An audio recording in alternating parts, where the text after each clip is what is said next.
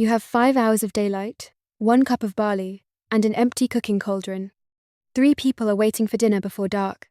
The meat is still alive somewhere beneath a grassy mound. The wood is wet. Rain is coming from the west.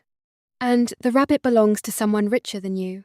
If you want a hot meal tonight, you need to earn the rabbit. Bring it home, find dry fuel, and keep the barley away from the bottom of the pot. One more problem is waiting near the end. Nobody counted the bowls. You are in England. The year is roughly 1390. These are the last days of autumn. Your name is Alden. You are a seasonal labourer on a small manor. Felling trees and repairing broken fences both fall to you. Today, you repaired the bank around the Lord's rabbit warren. At the time, rabbits did not count as free dinner. Often called conies, these animals were raised in protected enclosures. Their meat was valuable, and so was their fur. The warrener guards both with the attention of a man whose livelihood depends on counting ears. Your payment is a few small coins, and permission to take 1 rabbit from today's catch. That tiny word, permission, is doing some heavy work. Without it, this meal could become a serious matter with the Lord's men. Dealing with the law on an empty stomach is the worst dessert of the day. The stew you are about to make is not an exact peasant recipe that survived to the present day. It is an honest household reconstruction, built from period ingredients and suited to Alden's season and means. We will cover the rest of the history while the pot simmers. For now, the rabbit is still underground. The warrener has already chosen the burrow he will use. While he blocks the other exit, you stretch a narrow net across one of the entrances. A small ferret slips into the darkness. For several breaths, nothing moves in the grass. Bramble sits beside you and stares at the hole, as though he arranged the entire operation. Then the first rabbit bolts out. It hits the net, finds a carelessly loose fold, and disappears through the wet grass. The warrener looks at you. You look at the stake in your hand. This time, you secure the second edge properly. Before long, another rabbit reaches the surface. This time, the net closes around it. The hunt ends quickly, and off camera. For Alden, hunting is serious work that leads to the table. Respecting the animal means staying calm and wasting none of it. The warrener checks the animal and hands it to you. A small rabbit, enough to flavour the meal, nowhere near enough to feed 3 people on meat alone. The skin is kept clean and wrapped separately. It can be dried or traded later. The usable carcass goes into a cloth game bag. With 4 hours and 15 minutes of daylight left, you start walking home. Bramble follows 3 steps behind you. His loyalty has acquired a very specific purpose over the last few minutes, and that purpose is now inside the bag, on your shoulder. The rabbit solves the meat problem. It does not solve dinner. Rabbit is lean, and the animal you have is small. To spread its flavour through every bowl, the pot needs fat, grain, root vegetables, and enough water. Your garden offers an onion first. You pull it from the soil and shake the mud from its roots. Half a leek has survived beside it. 2 turnips sit deeper in the mud. The first comes free so suddenly that you find yourself flat on your back, holding the turnip in the air like a disappointing trophy. The second root behaves better. You take a few outer cabbage leaves. From the plant beside the wall, you pick 6 sage leaves. Then you check the grain sack. 1 wooden cup of barley remains. In a modern kitchen, that is about 100 grams. Barley earns its place in the pot twice. It helps a little meat feed more people, and its starch slowly thickens the cooking liquid. Leave it alone for too long, and it begins a third job, as glue for the cauldron. For dinner, you have gathered 1 rabbit, 1 cup of barley, a few root vegetables, sage, a spoonful of lard, and a hard piece of bread. Salt is counted, by the pinch. There is no black pepper. Saffron is not even aware that this house exists. The ingredients are nearly complete. The last thing the meal needs is fire. You think that part will be easy until you reach for the wood beside the hearth. The first drops of rain tap against the window shutter. You reach for the wood beside the hearth. It is wet. With an accuracy the local carpenter could not repeat if he tried, the roof has leaked directly onto the woodpile. You split a thin stick. The inside is damp. A second branch bends and deposits the cold drop on its tip, directly onto your nose. The axe goes back onto your shoulder. You return to the edge of the forest before the rain grows heavier. There is no time to fell a tree. You search around an old fallen trunk whose upper side has sheltered the bark beneath it. Your fingers reach curls of dry bark. You gather pencil-thin twigs. The outside of a wrist-thick branch looks soaked. You split it lengthwise. The inside is pale and dry. The moment you tuck your bundle beneath your cloak, the rain truly begins. By the time you return to the cottage, your boots have darkened, your hair is stuck to your forehead, and Bramble has become half dog and half walking mud. The dry bark catches from a single spark. A small flame rises, shrinks, then leans toward your breath. You add the thin twigs, one at a time. The flame steadies. Only then do the thicker split branches go onto the fire. Smoke fills your face. You cough hard enough to concern the dog. The fire survives. The iron cauldron settles over the heat. You prepare the rabbit on a surface, separate from the vegetables and bread. The skin has already been removed. The carcass is divided into usable pieces, with the bones left in place to flavour the broth. Bramble sits at a safe distance. Your stare chose that distance, so let us not give his manners too much credit. If you make this at home, buy a rabbit, prepared for cooking by a butcher. Keep raw meat away from other food, and clean your hands, knife, and work surface thoroughly with hot soapy water. Pat the meat dry with paper towels before browning it. Alden has neither paper towels nor a modern sink.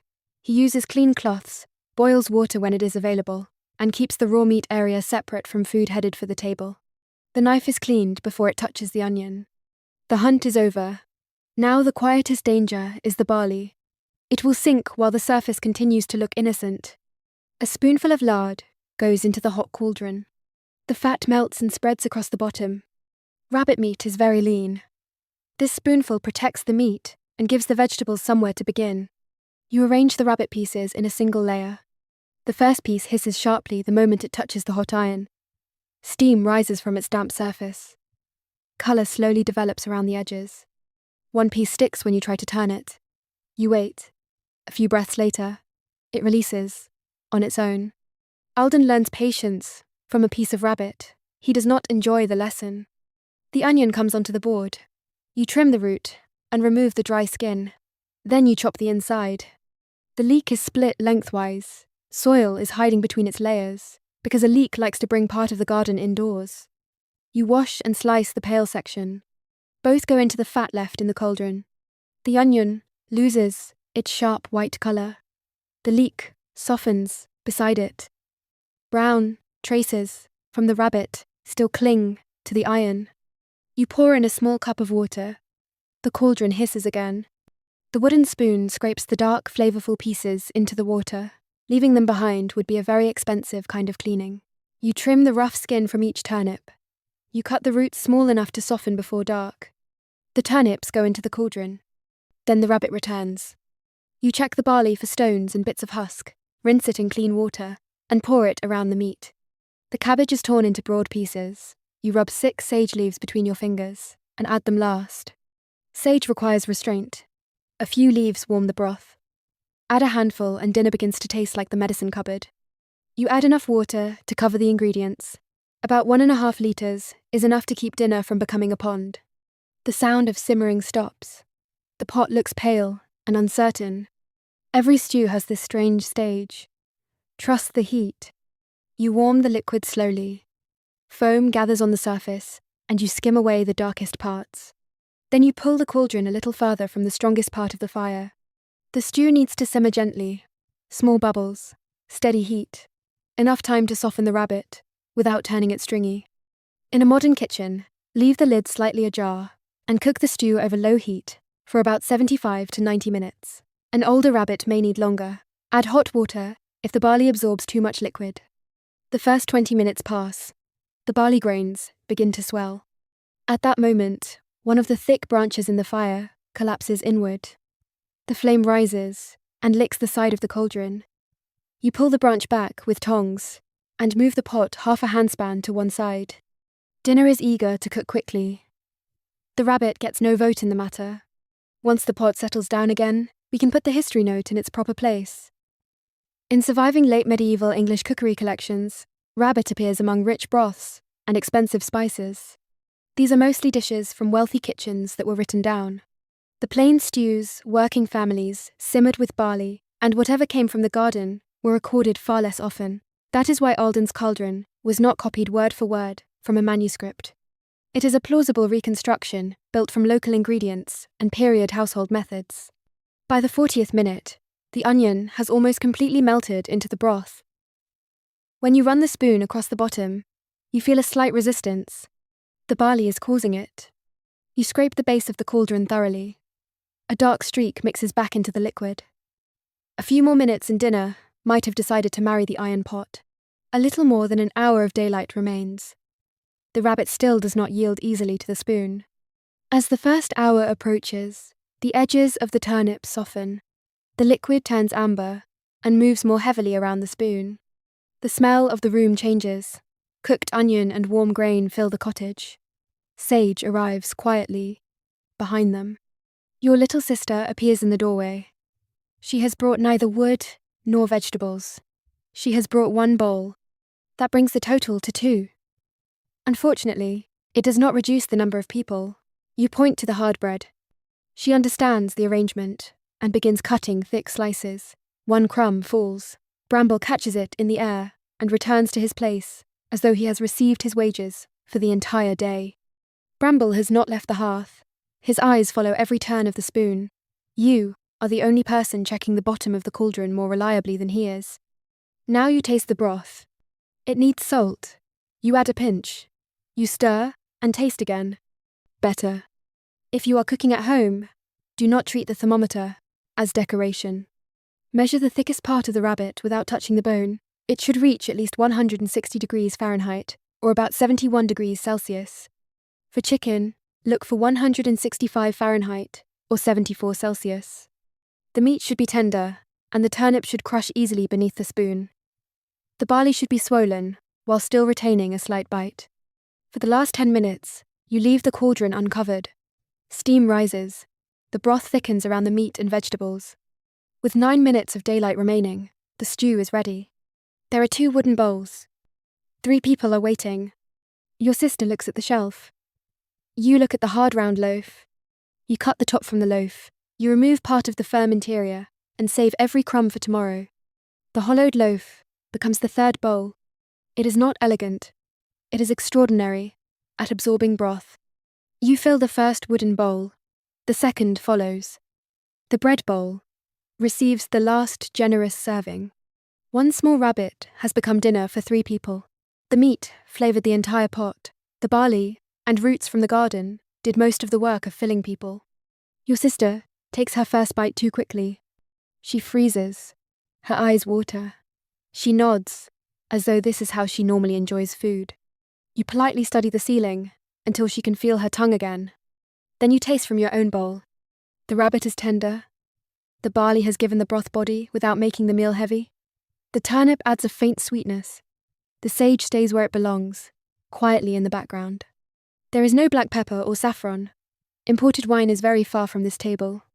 The stew is brown, rough, and deeply inviting. After a rainy day spent repairing fences and carrying wood, it tastes richer than anything served in the manor's great hall. For anyone cooking at home, here is the recipe in one breath. Use 1 butcher-prepared rabbit, or about 1 kilogram of bone-in chicken thighs, 100 grams of pearl barley, 1 onion and 1 leek, 2 small turnips, 2 handfuls of cabbage, 6 sage leaves, 1 spoonful of fat, and about 1.5 litres of unsalted stock. Brown the meat and remove it. Soften the onion and leek in the same pot, then scrape up the browned pieces with a little water. Add the remaining ingredients and cook gently for 75 to 90 minutes with the lid ajar. Stir across the bottom occasionally and add hot water if needed. Check the safe temperature and adjust the salt near the end. That is the whole cauldron. 5 hours ago, you had barley and an empty hearth. Dinner began at a rabbit mound. Then it searched for fuel beneath a fallen tree, and it nearly ended at the bottom of an iron cauldron. Most old recipes do not describe this part. For most people, cooking began long before a knife touched an onion. Tonight, the fire is warm and the bowls are empty. 1 barley grain remains stuck to the cauldron with the confidence of a castle stone. In the next episode, You will enter a 14th century market with a single silver coin. We will find out whether you can produce dinner for 3 before sunset.